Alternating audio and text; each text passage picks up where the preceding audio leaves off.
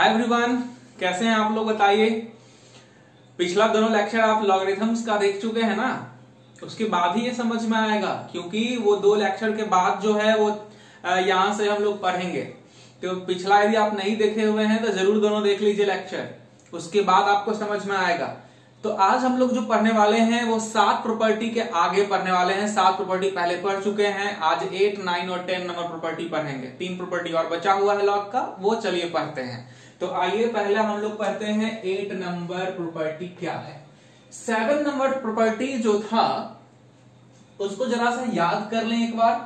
तो 7 नंबर में हम लोग यहां पे ये चीज जान चुके थे कि लॉग यहां पे यदि बेस में है b और a लिखा हुआ है, तो आप चाहते हैं यदि है कि बेस को और इसको दोनों को आर्ग्यूमेंट a मतलब आर्ग्यूमेंट है वहां a फॉर, और यहां पे जो b है वो बेस को डिनोट कर रहा है, मतलब बेस है b। तो यदि आर्ग्यूमेंट और बेस को आप इंटरचेंज करना चाहते हैं तो बिल्कुल ही कर सकते हैं। क्या है उसके लिए उपाय?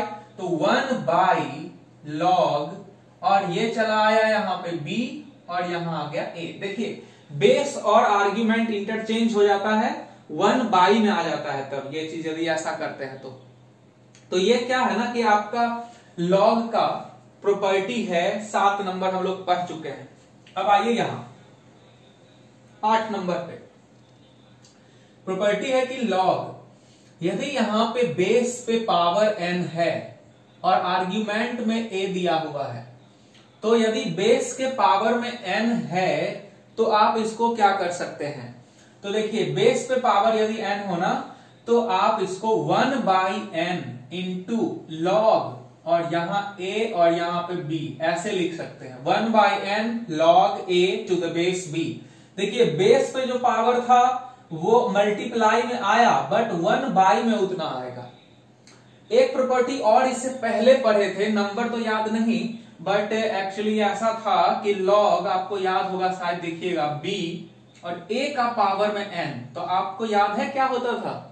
जी बिल्कुल आपको याद है, n का जो वैल्यू है वो पीछे में मल्टीप्लाई हो जाएगा, ये जो पावर है n वो मल्टीप्लाई में आ गया, और लॉग यहां पे a बच गया और बेस में b। तो पावर यदि रहेगा आर्ग्यूमेंट पे तो वो मल्टीप्लाई हो जाता है सीधा पीछे आके, बट यदि बेस पे पावर में कुछ लिखा हुआ हो तो वो 1/, में उतना आ जाता है पीछे। देख लीजिए, ठीक है, ये अंतर समझ में आया आपको? अच्छा, अब आपको इसका प्रूफ भी मिलेगा, जैसा कि हर एक प्रॉपर्टी का प्रूफ आपको देते आ रहे हैं, तो इस प्रॉपर्टी का भी प्रूफ दे रहे हैं। देखिए लॉग और a है, अब b का पावर में लिखा हुआ n, तो इसको कैसे लिखें? तो इसको लिखेंगे हम लोग इस तरह से, देखिए 1/। चाहते क्या है ना कि बेस और आर्ग्यूमेंट को आपस में बदल दें। तो बेस को यदि बदलेंगे तो b का पावर n यहां आएगा और a यहां आएगा, तो क्या हो जाएगा? 1/, में उतना आ जाएगा। कौन सा प्रॉपर्टी? 7 नंबर। तो 7 नंबर प्रॉपर्टी को यूज करते हुए ऐसा लिखा जा सकता है b का पावर n और a। देखिए 1/, में आ गया ना, बेस और ये आर्ग्यूमेंट इंटरचेंज हुआ। अब बताइए ये वाला प्रॉपर्टी को यूज कीजिए, पावर में जब रहता है यहां पे तो क्या आ जाएगा? मल्टीप्लाई में। तो 1/, ये n आ गया मल्टीप्लाई में, n इंटू लॉग और ये b है और ये a है। अब देखिए 1/n तो रह गया, और ये जो आप देख रहे हैं इतना 1/, में log b और बेस में a, तो यदि a और b को इंटरचेंज करेंगे तो ऊपर चला जाएगा। ठीक है, तो क्या हो गया? ये log और ये चला गया a यहां और b आ गया यहां, तो b आ गया बेस में, चला गया आर्ग्यूमेंट में। तो आप देखिए तो क्या ये प्रॉपर्टी जो है वो प्रूव हुआ कि नहीं हुआ? तो ये प्रूव हो गया। तो इस तरह से आप जो है सो देखिए 8 नंबर प्रॉपर्टी, ये भी इंपॉर्टेंट है। तो अब यदि इन दोनों प्रॉपर्टीज को मिला के एक प्रॉपर्टी बनाया जाए, इसको और इसको दोनों को मिला के यदि प्रॉपर्टी बना दिया जाए तो क्या होगा? ये बेहतर होगा आपके लिए याद रखना। तो क्या याद रखेंगे आप? देखिए ऐसे प्रॉपर्टी ये है कि यदि लॉग रहे और आर्ग्यूमेंट a है, उसका पावर में m दे देते हैं और बेस पे पावर में n दिया गया है, तो क्या लिखेंगे इसको? तो m जो है वो मल्टीप्लाई में आएगा और n जो है वो डिवाइड में आएगा। दोनों प्रॉपर्टी एक साथ लगा रहे हैं, और क्या बच जाएगा? तो log a और बेस में b। तो ये इस तरह से जो है देखिए आ गया। तो ये प्रॉपर्टी है, दोनों का मिला हुआ मिक्स करके बना दिया। तो इस तरह से हम लोग 8 प्रॉपर्टी तक पढ़ लिए हैं प्रूफ के साथ। और अब चलते हैं 9 नंबर प्रॉपर्टी पे। और 9 नंबर प्रॉपर्टी में देखिए क्या है, आप लिखते रहेंगे, लिखते रहना है आपको, रुकना नहीं चाहिए कलम, जब भी आपको मौका मिल रहा है लिख लीजिए। चलिए 9 नंबर प्रॉपर्टी में क्या है वो देखते हैं। बहुत ही ज्यादा इंपॉर्टेंट है 9 नंबर प्रॉपर्टी में। क्या है ना, लॉग है यहाँ पे, ठीक है। और यहाँ पे मान लेते हैं कि a है और a का पावर में log है, ठीक है। a के पावर में log है, समझ पा रहे हैं बात को आप। a के पावर में log है, log का बेस कितना है वो भी a ही है। और यहाँ पे क्या है x। बहुत ही ज्यादा कई बार यूज होगा आगे चल के इस प्रॉपर्टी का। लॉग का हर एक प्रॉपर्टी यूजफुल है और सबका यूज होगा फिजिक्स में, केमिस्ट्री में। रट जाइए सारे प्रॉपर्टी को और आपको तो प्रूफ भी मिल रहा है। एक बार जरा सा प्रूफ कर लीजिए, नीचे में प्रूफ यदि आप कर लीजिए तो फिर जन्मों जन्म तक याद हो जाएगा, भूलिएगा ही नहीं। अब देखिए जरा सा, a का पावर में log है और बेस log का क्या है a। यहाँ पे ये गौर करने वाला है, गौर करने वाला चीज है यहाँ पे कि जो बेस पूरे log का है ना, वही बेस ये log, दोनों या वाला बेस सेम है। देखिए जरा सा, ये दोनों सेम है तो वैल्यू क्या होता है, तो वैल्यू जो यहाँ पे रहेगा लिखा हुआ वही आ जाएगा। यहाँ पे आम, इमली, पहाड़ कुछ भी रहे वो आंसर हो जाएगा। अच्छा हाँ, एक बात का ख्याल रखना है कि आर्ग्यूमेंट जो होता है ना हमेशा ही ग्रेटर देन 0 होता है, तो वो तो x ग्रेटर देन 0 होगा ही। और ये जो a है वो a भी क्या होगा, ग्रेटर देन 0 होगा, है ना, नॉट इक्वल टू 1। ये बात तो आपको समझ में आता होगा, पहले से ही जानते हैं ये बात तो आप। तो ये कंडीशन तो हर एक बार रहेगा। चलिए अब जो ये प्रॉपर्टी है ये हुआ कैसे, कैसे प्रूव कैसे करेंगे, कोई पूछ दिया तो चलिए आपको प्रूफ भी बता दे रहे हैं। a का पावर में log और बेस में है a और यहां है x। इसको मान लीजिए कुछ, क्या मान ले, x तो है ही, y मान लेते हैं। चलिए y मान लिए, तो इसको यदि y मान लिए, अब log हटाना है ना, या फिर बोलिए कि ये वाला चीज को आपको नीचे लिखना है। कैसे लिखिएगा इसको आप, है ना।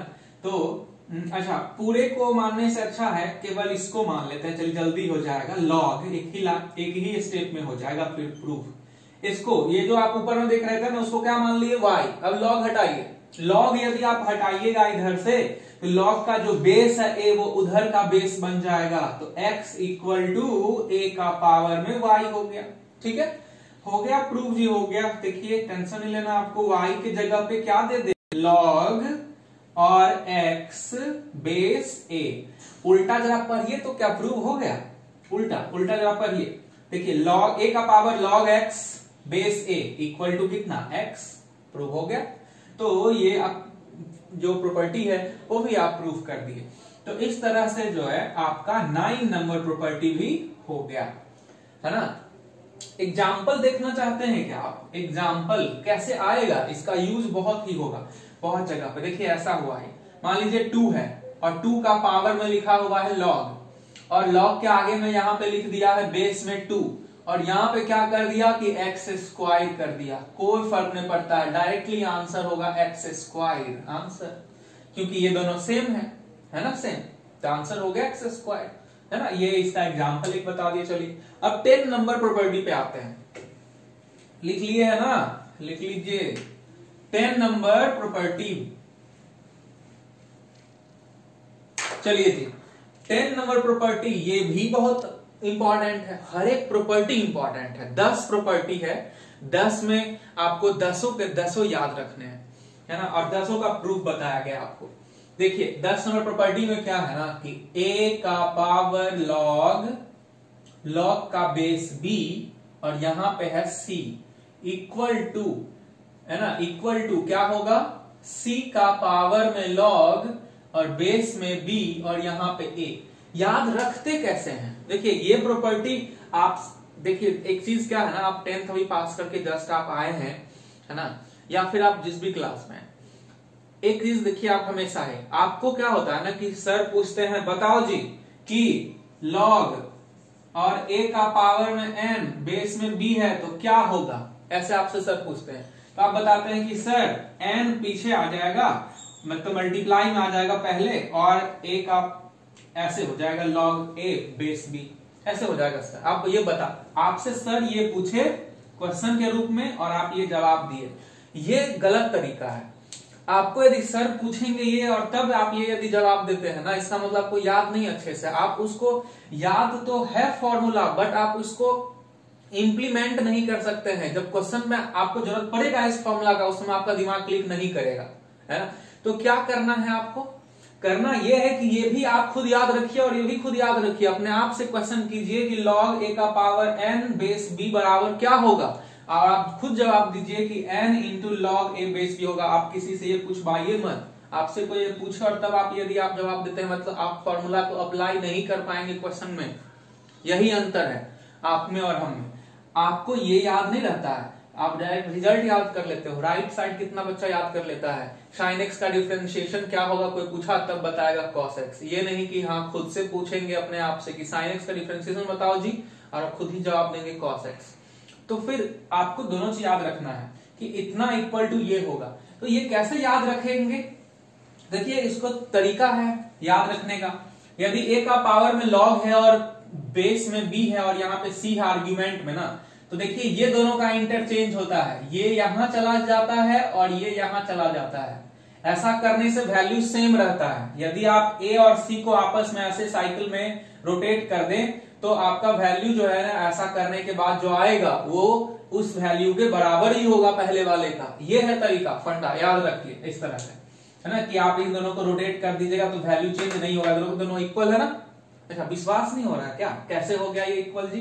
तो चलिए आपको विश्वास दिलाते हैं, एक प्रूफ कर देते हैं, इसको प्रूफ करते हैं। देखिए इसका प्रमाण क्या है, आपको क्या करना है ना कि a का पावर में लिखा हुआ है log c और टू द बेस b, यही लिखा हुआ है। तो क्या करते हैं कि इसको ऐसे लिखते हैं log है ना c बेस में b और यहां पे है ये a इक्वल टू पूरे का वैल्यू कुछ मान लीजिए, क्या मानना चाहते हैं आप, तो इसको मान लेते हैं इस तरह से, कुछ भी मान लेते हैं, चलिए x नहीं है कहीं पे, x मान लिए। अब बताइए इसको यदि आप x मान लिए, इसका मतलब यदि दोनों तरफ log लगाते हैं आप, तो log लगाते हैं तो log लगाइए, ये नीचे उतर जाएगा log c base b equal to log लगेगा इधर log x हो जाएगा, और ये जो बेस में है इधर का वो इधर के बेस में हो जाएगा। कोई बड़ा बात नहीं है, ये सारा चीज आप तो जानते हैं, पहले से ही पढ़ाया गया है। पहले कैसे पढ़ाए हैं, log और यदि यहाँ पे लिखा हुआ हो a और यहाँ b इक्वल टू कुछ लिखा हुआ है x, ठीक है, तो क्या होता है कि a इक्वल टू b का पावर x, है ना, एक्सपोनेंशियल फॉर्म। तो एक्सपोनेंशियल फॉर्म से भी तो इसमें जाने मतलब आपको जाने का रास्ता पता होना चाहिए कि कैसे जाते हैं इससे इसमें और इससे कैसे आते हैं इसमें, दोनों चीजें पता होना चाहिए आपको।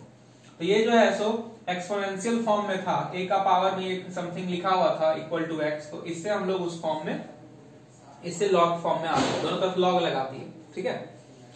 और देखिए यहां तक हो गया। आप इसको कैसे लिख सकते हो जी, log c by log b, log c by क्या लिख सकते हैं, log b। ये बात समझ में आया क्या, नहीं आया समझ में? ये बात तो आ जाना चाहिए था अब तक समझ में आपको। ये प्रॉपर्टी पढ़ा चुके हैं पहले ही, बेस चेंज फॉर्मूला। अच्छा, log x बाई में बेस में log a, ऐसे लिख दिए, ठीक है। अब चलिए, अब क्या करना है आपको कि log c और ये जो देखिए log x है वो नीचे आ जाएगा, तो log c by log x equal to log c by log x आ गया, इक्वल टू देखिए log b वहां क्रॉस मल्टीप्लाई हो जाएगा तो log b by log a हो गया ना। चलिए अब इसको बताइए तो कैसे लिख सकते हैं, log ये बेस में x मतलब नीचे में जो x है ना, तो बेस में x आ जाएगा और ये आ जाएगा c, बेस चेंज फॉर्मूला उल्टा लगा है यहाँ। और यहाँ पे देखिए जरा सा क्या हो गया, log बेस में a और यहाँ पे आ गया b, ठीक है। तो इस तरह से हो गया है। अब हम लोग क्या करने वाले हैं, तो अब हम लोग यहां से है ना दोनों तरफ देखिए जरा सा, आपको क्या कर देना है ना, आपको अब यहां से करना क्या है कि अब पलट देना है। तो पलटिएगा कैसे, तो लिखते हैं वहां, ठीक है, वहां पे इसको मिटा रहे हैं थोड़ा सा। चलिए देखिए, यहां से आपको क्या करना है कि बताना है कि x इक्वल टू क्या होगा, x इक्वल टू क्या होगा बताइए। तो x इक्वल टू क्या होगा, कैसे लिखेंगे। अच्छा, तो कैसे लिखेंगे x कैसे आएगा, तो देखिए कैसे आएगा, ये बात आपको पता चल जाएगा। यदि आप इसको पहले पलटते हैं, जैसे कि यहाँ log c by log x लिखा हुआ है, यदि आप इसको पलटते हैं तो log x by log c जा सकता है, या फिर यहां के बाद ही पलट दीजिए। तो इसको कैसे, ये यहां और ये यहां चला जाएगा, तो क्या होगा देखिए, पहले log और ये x वहां चला गया और c यहां आ गया। ऐसा करने पे क्या होता है, 1 बाई में चला जाता है, ठीक है, प्रॉपर्टी सारा। और यह देखिए इसको भी वैसे ही करिए, तो ये हो जाएगा 1 बाई log b, और यहां आ गया, ओ सॉरी, log में यहां आ गया है b और यहां आ गया है a। अब इसको तो फिर से हम लोग लिख सकते हैं ना ऐसे, log xc equal to log a यहां पे b। अब x आप लिखिए, तो इधर log हटेगा, तो log का जो बेस है c वो उधर का बेस बन जाएगा, तो c का पावर में हो गया log a बेस b। अब x का वैल्यू क्या माने थे, x का वैल्यू माने थे ये चीज, log c यहां b यहां a इक्वल टू c का पावर में log a b। देखिए जरा सा, ये प्रूव हो गया, प्रूव हो गया कि नहीं। कई सारा तरीका होता है प्रूव करने का, ये एक तरीका है।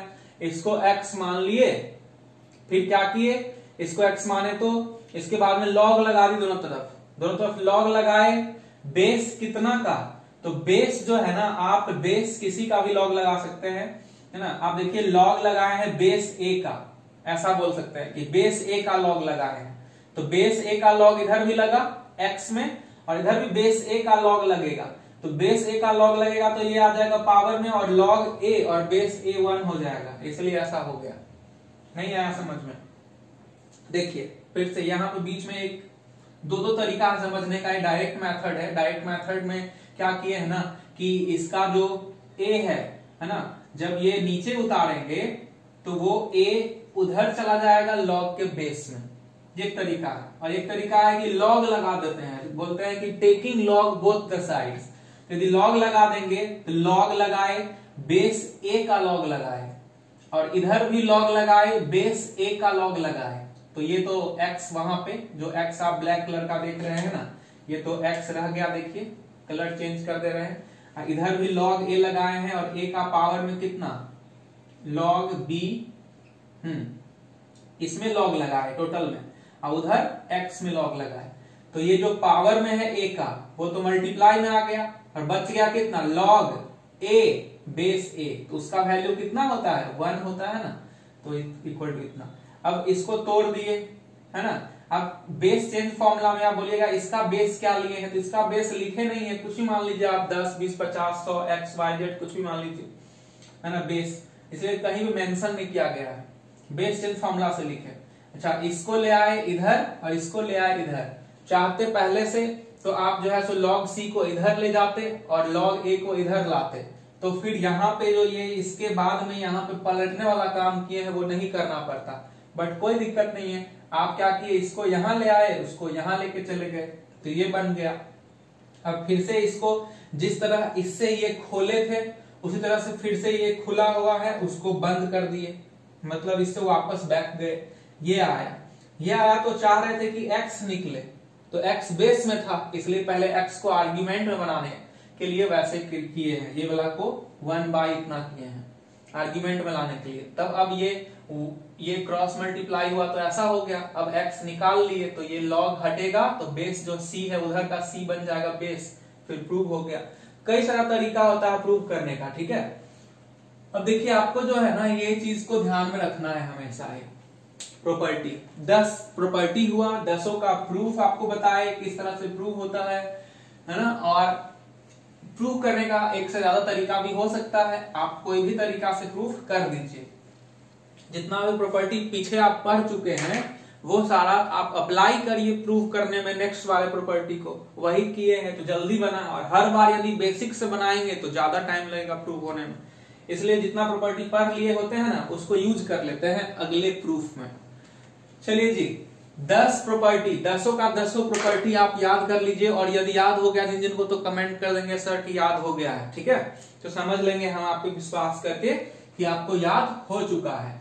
तो 10 प्रॉपर्टी तो क्या सब पढ़ चुके हैं हम लोग। पहले लॉग में पढ़े थे डेफिनेशन, लॉग का डेफिनेशन पढ़े हैं, है ना। उसके बाद में हम लोग पढ़े थे उसका प्रॉपर्टीज, प्रॉपर्टीज पढ़ लिए।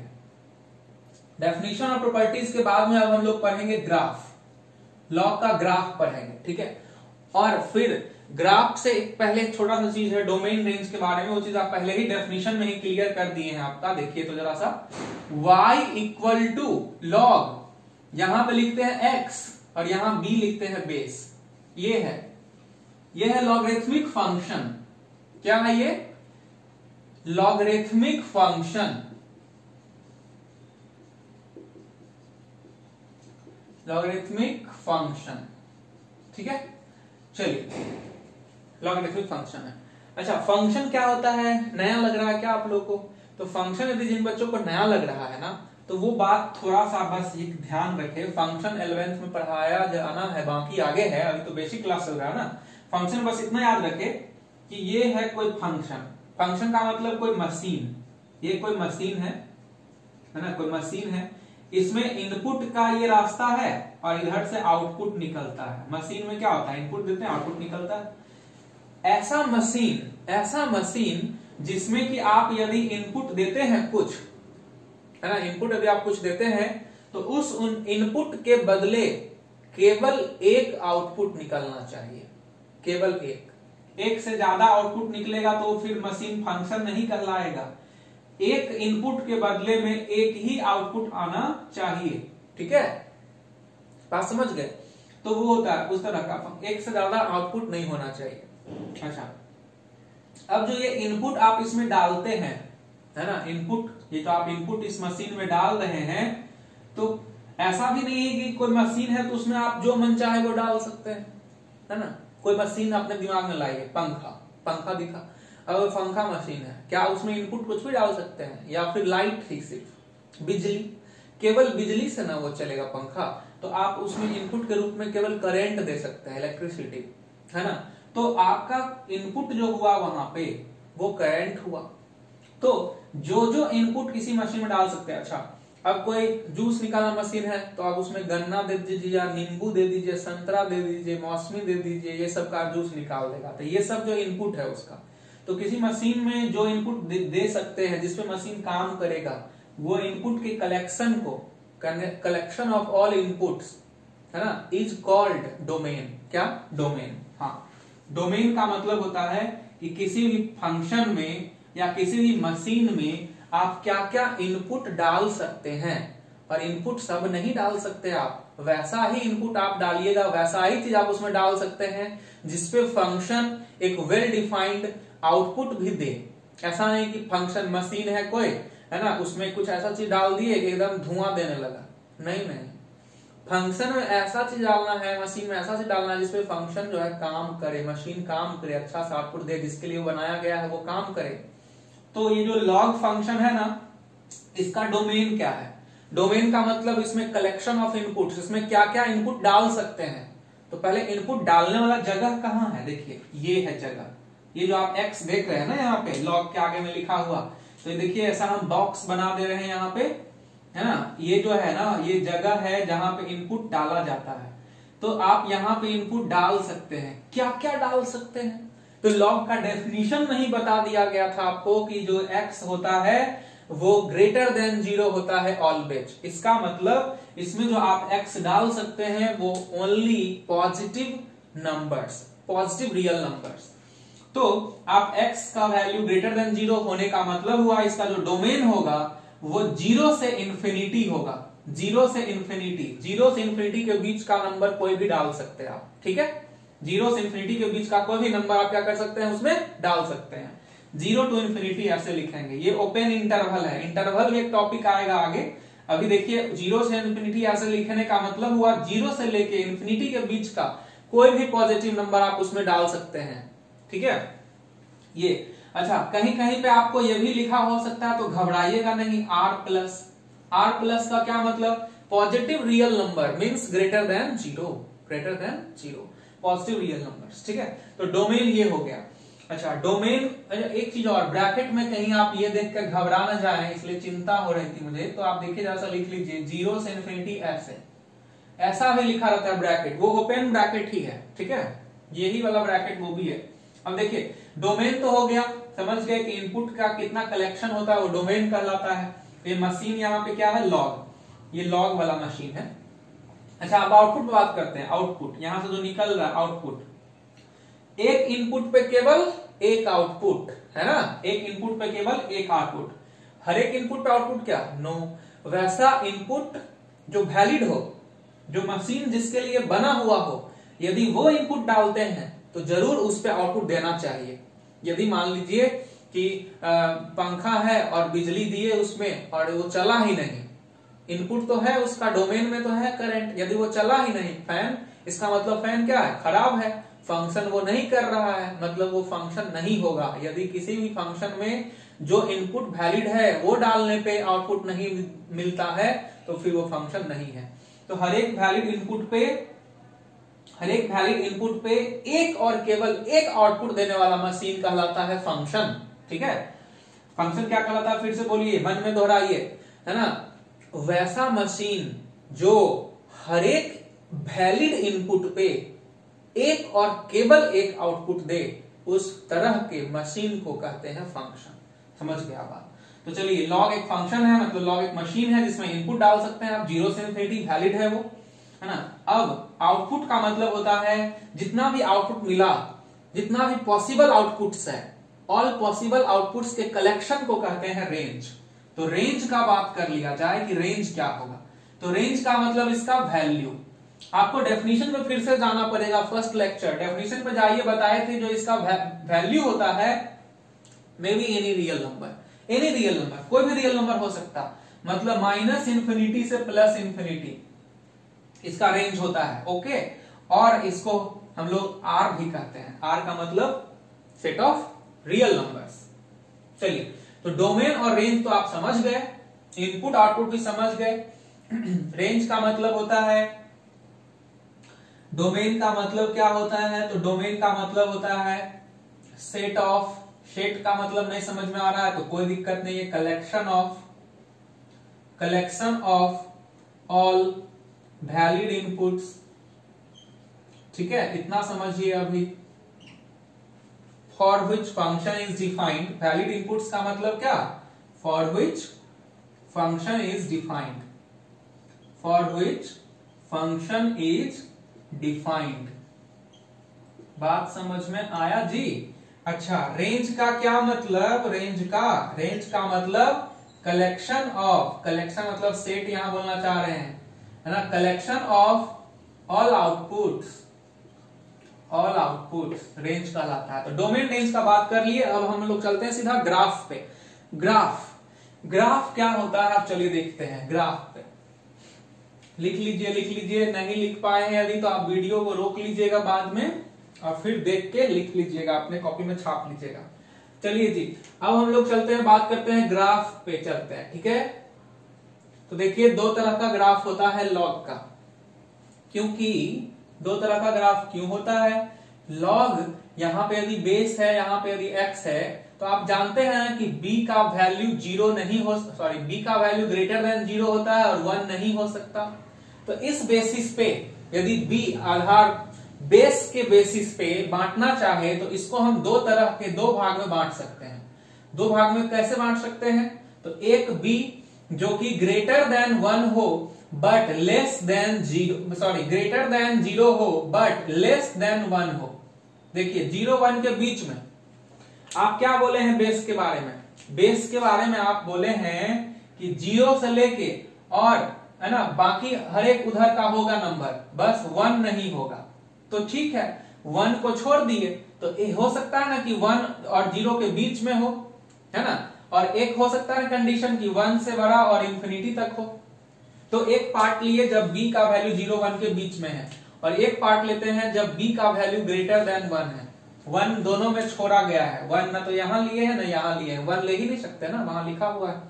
ठीक है, तो अब क्या है ना कि अब हम लोग इस तरह से लॉग को ग्राफ बनाने के लिए दो भाग बांट दिए बेस के आधार पे, जब एक का बेस ग्रेटर देन 1 हो और एक में क्या है बेस 0 1 के बीच में। अब इसका ग्राफ देखिए बच्चों, ग्राफ का नॉलेज आपको दिया जाएगा आगे चल के, अभी बस आपको बर्दाश्त करना है, याद रख लेना है।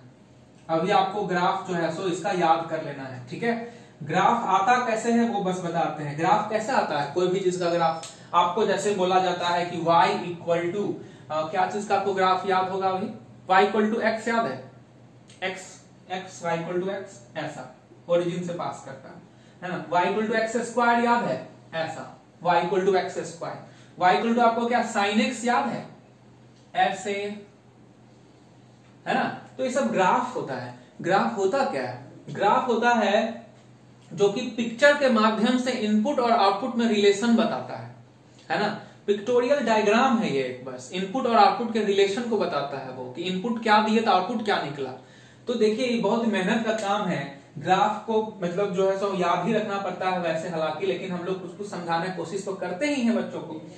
जैसे कि देखिए इनपुट में x की जगह पे दीजिए आप जो वैलिड है उसके लिए, क्या है वैलिड, ग्रेटर देन 0, 1 दिए, 2 दिए, 3 दिए, 4 दिए, 5 दिए, x की जगह 6 दिए, इस तरह से बहुत सारा चीज दिए x का वैल्यू हर बार। तो हर बार कुछ ना कुछ वैल्यू निकलेगा उसका, पूरे वैल्यू निकलेगा कुछ ना कुछ इसका। तो वो जो इनपुट दिए वो पॉइंट हो गया मान लीजिए 1 और आउटपुट निकला उसका 0, तो 1,0 कहां पे होगा, तो x दिए 1 और y निकला 0, मतलब यही पॉइंट हुआ 1,0, है ना। तो इस तरह से जितना भी पॉइंट होगा उन सभी पॉइंट को यदि मिला दिया जाए तो ग्राफ बनता है, उन सभी पॉइंट को यदि मिला दिया जाए तो जो कर्व बनता है वही ग्राफ होता है। तो इसका ग्राफ कैसा होगा, बेस 0 1 के जब बीच में हो तो बेस जब 0 1 के बीच में हो बच्चों तो ग्राफ होगा ऐसा, देखिए जरा सा, ग्राफ होगा ऐसा, देखिए ऐसा ग्राफ होगा। जब क्या हो ये बेस हो 0 1 के बीच में तो log x का ग्राफ है ये, y equal to log x base b, फिर b लाइज बिटवीन 0 एंड 1, तो ये ग्राफ है। ठीक है, अब हम लोग आगे बढ़ते हैं, इस वाले ग्राफ को बना लेते हैं। तो इसके ग्राफ को चलिए देखते हैं बना के। तो देखिए ये ग्राफ कैसा होगा, ये जो ग्राफ होगा ना, ये जो ग्राफ होगा वो उल्टा होगा इसका। उल्टा कहने का मतलब कि ये नीचे से ऊपर जाएगा ऐसा, देखिए ये 1 यहां पे है ना। तो y equal to log x base में b when b greater than 1। तो ये जो log का ग्राफ है ये डिक्रीजिंग है, ये log का ग्राफ कैसा है, डिक्रीजिंग, डिक्रीजिंग लिखे हैं। ठीक है, और ये जो ग्राफ है वो इंक्रीजिंग है ना। बस टर्म सुनिए, आनंद लीजिए। डिक्रीजिंग का मतलब क्या है, डिक्रीजिंग का मतलब है कि घट रहा है। जैसे जैसे आप ऐसे आगे टिकटॉक बढ़ते हैं, आप क्या होता है, वैल्यू नीचे की तरफ ग्राफ जा रहा है, आप इधर जाइए आगे बढ़िए, ग्राफ जा रहा नीचे, तो ये डिक्रीजिंग। आप इधर जाइए, मूव करिए पॉजिटिव एक्स एक्सिस पे आगे और ग्राफ जा रहा है ऊपर, तो वो है पॉजिटिव हो रहा है, मतलब ग्राफ बढ़ रहा है, इंक्रीजिंग है फंक्शन वो। ये डिक्रीजिंग फंक्शन होता है जब b ग्रेटर लेस देन 0 1 के बीच में हो तो log कैसा, डिक्रीजिंग फंक्शन। और जब 1 से बड़ा हो बेस, जब बेस 1 से बड़ा हो तो log कैसा फंक्शन काम करता है, इंक्रीजिंग फंक्शन। ये याद रखिएगा, इनइक्वालिटी में ये सब काम देगा जी। तो इंक्रीजिंग और डिक्रीजिंग दोनों होता है। उसके बाद अच्छा, उसके बाद ये तो समझ में आ ही गया इंक्रीजिंग होता है क्या डिक्रीजिंग। चलिए इतना ही आपके लिए काफी है। दोनों ही में रेंज देख लीजिए, रेंज जो है सो ऐसा भी देखा जा सकता है कि ग्राफ नीचे कहां है, माइनस इन्फिनिटी तक, ऊपर कितना गया हुआ है, प्लस इन्फिनिटी तक, तो रेंज हो गया माइनस इन्फिनिटी से प्लस इन्फिनिटी। रेंज देखा जाता है वाई एक्सिस पे कहां से कहां ग्राफ फैला हुआ है ना, वाई एक्सिस पे कहां से कहां ग्राफ फैला हुआ है, माइनस इन्फिनिटी से प्लस इन्फिनिटी, तो रेंज हो गया माइनस इन्फिनिटी से प्लस इन्फिनिटी, मतलब ऑल रियल नंबर। और डोमेन क्या है, देखो 0 से इन्फिनिटी, क्योंकि ग्राफ इधर है क्या, नहीं है ना, इधर नहीं है, ग्राफ 0 से आगे है, तो ग्राफ 0 से आगे है मतलब डोमेन है इसका 0 से इन्फिनिटी, और इधर इसका ग्राफ का डोमेन क्या है, 0 से इन्फिनिटी आगे है डोमेन। तो दोनों में ही डोमेन रेंज आप पहले ही पढ़ चुके हैं कि 0 से इंफिनिटी होता है डोमेन और रेंज होता है माइनस इंफिनिटी से प्लस इंफिनिटी। ग्राफ आपको याद रखना है, दोनों का अलग अलग ग्राफ होता है, एक इंक्रीजिंग होता है, एक डिक्रीजिंग होता है। डिक्रीजिंग होगा जब बेस 0 1 के बीच में होगा, जब इंक्रीजिंग होगा कब, जब बेस होगा ग्रेटर देन 1। ठीक है, तो ये बात आपको ध्यान में रखना होता है, काम देता है इनइक्वालिटी में। तो यहां तक आपको पहले ग्राफ छापिए जल्दी से, फटाक से आप ग्राफ छाप लीजिए, फिर आगे बढ़ेंगे हम लोग। छापे? हाँ जी। तो ग्राफ ये है। अब देखिए ग्राफ हो गया है, ग्राफ के बाद क्या है, ग्राफ के बाद जो लॉग में है ना, लॉग में अब इनइक्वालिटी आएगा। ठीक है, बहुत ही इंपॉर्टेंट चीज इनइक्वालिटी, फिर आएगा क्वेश्चन सब। तो पहले इनइक्वालिटी का कॉन्सेप्ट हम लोग समझ लेंगे, अगले दिन इनइक्वालिटी का कॉन्सेप्ट समझेंगे और फिर उसके बाद अगले क्लास में ग्राफ का हम लोग क्वेश्चन सब करेंगे। मतलब समझ लीजिए अभी कि 2 से 3 लेक्चर और जाएगा अभी। ठीक है, और एक होता है नेचुरल लॉग, एक होता है बेस के आधार पर जो बांटे ना, तो बेस के आधार पर 2 तरह का फेमस प्रसिद्ध सुप्रसिद्ध लॉग है, एक होता है नेचुरल लॉग और एक होता है कॉमन लॉग। समझे बात को? तो वो सारा भी देखेंगे, बेस जब 10 हो और बेस जब ई हो उस आधार पर। तो ये चीज सब हम लोग को पढ़ना है। आगे क्या पढ़ना है? इनइक्वालिटी, बहुत इंपॉर्टेंट। ये सारा चीज काम देता है डोमेन रेंज सब निकालने में, अदर फंक्शंस का भी जिसमें लॉग इन्वॉल्व होगा। ठीक है, और जो इनइक्वालिटी पढ़ लेंगे उसके बाद में क्या पढ़ेंगे? क्वेश्चन सब इस पे। ठीक है, तो चलिए फिर मिलते हैं अगले दिन हम लोग। Okay bye.